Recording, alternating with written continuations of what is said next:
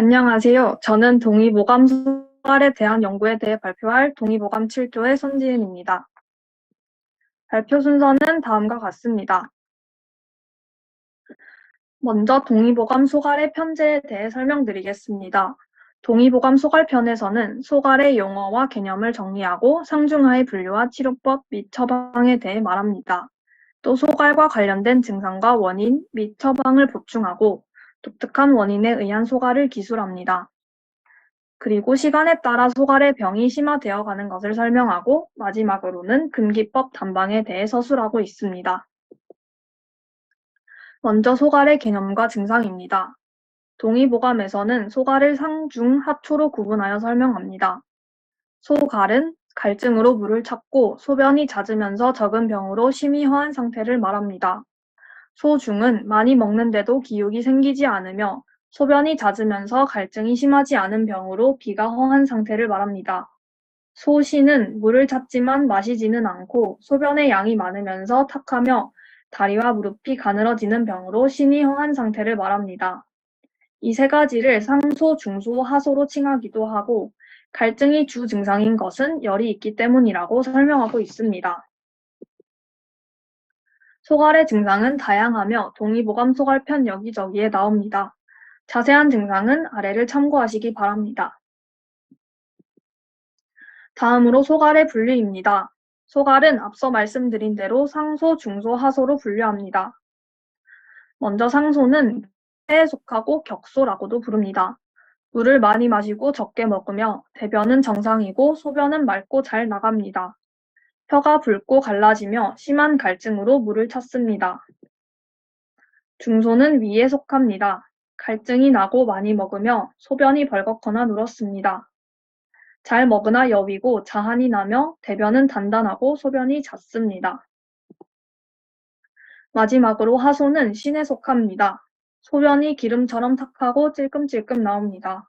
건조가 있고 물을 찾으며 얼굴이 검고 귀가 마르며 몸이 여위는 증상이 나타납니다. 소갈의 분류를 다음과 같이 정리해 보았습니다. 먼저 장부를 살펴보면 상소는 폐, 중소는 위, 하소는 신에 속합니다. 갈증은 상소는 대갈이 나타나고 중소는 갈증이 있고 하소는 번조증이 있습니다. 소변을 살펴보면 상소는 소변이 청리하고 중소는 적황하고 하소는 탕림합니다. 세 분류의 특징을 살펴보면 상소는 갈이 다 음수하고 중소는 소곡성기하고 하소는 묘삭유고유합니다. 다음으로는 소갈 분류에 따라 사용되는 처방을 말씀드리겠습니다. 상소에서는 백호가 인삼탕을 대표적으로 사용하고 이외에 가미전시 백출산, 맹문동음자, 강심탕, 인삼 석고탕 등을 사용합니다. 중소에서는 조위승기탕을 대표적으로 사용하고 이외에 난향음자, 생진감로탕, 순기산 등을 사용합니다. 하소는 육리지황환을 대표적으로 사용하고 인삼복명산, 가감팔미원, 가감신기환 등을 사용합니다. 다음으로는 동의보감 소갈과 현대의 당뇨병 사이의 공통점과 차이점에 대해 알아보았습니다. 동의보감 소갈은 갈증의 여부나 소변의 양상 등 증상으로 소갈의 여부를 파악하는 반면 현대에서는 의학의 발전으로 혈당이나 혈색소 등으로 당뇨를 진단합니다. 이는 의학의 발전으로 진단 방법이 달라졌음을 알 수 있습니다. 또 두 질병의 치료법 사이에도 차이점이 있습니다. 동의보감 소갈에서는 청열, 양음 등의 증상을 완화하는 치료법을 사용하지만 현대 당뇨법에서는 혈당을 낮추는 치료법을 사용합니다. 한방에서는 당뇨병이란 진단명이 없고 소갈이라고 하는 증상군을 병명으로 대신합니다. 이에 반해 현대에는 당뇨를 췌장의 질환이라고 보고 한방에서는 원인이 심장이나 위, 대장, 신장의 질환으로 보고 있습니다. 동의보감 소갈의 현대적 연구에 대해 알아보았습니다. 신기환, 백호탕, 조이승기탕, 육리지황원, 팔미환 등 동의보감의 소갈편에서 언급된 17개의 처방이 유의미한 혈당 강화 효과가 있음을 알려주는 결과가 나왔습니다. 다음으로는 토론입니다.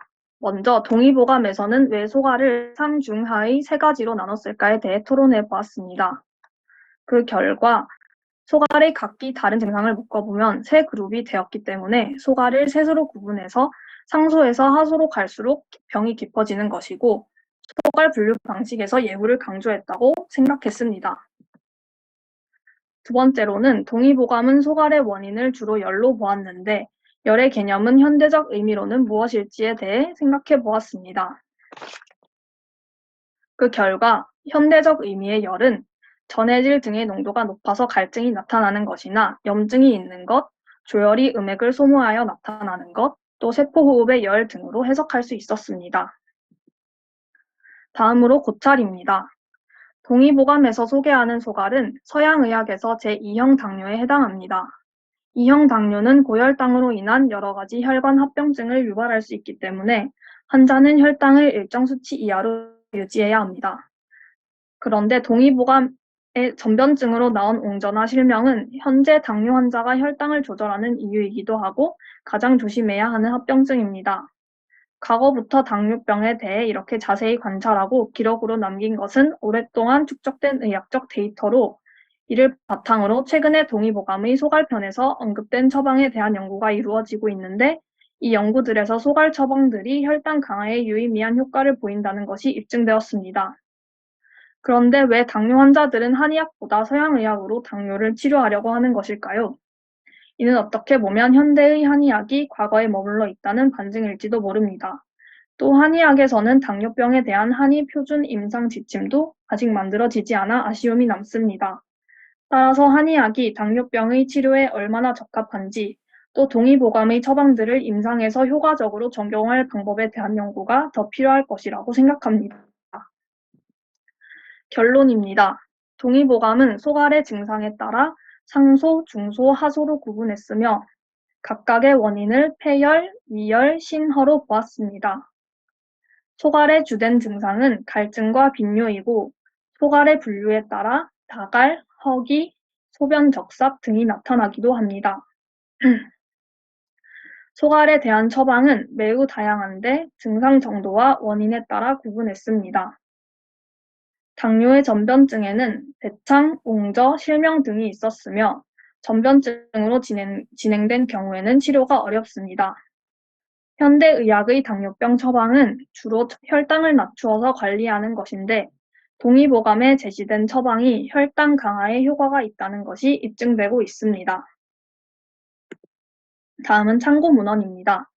이상으로 발표를 마치겠습니다. 감사합니다.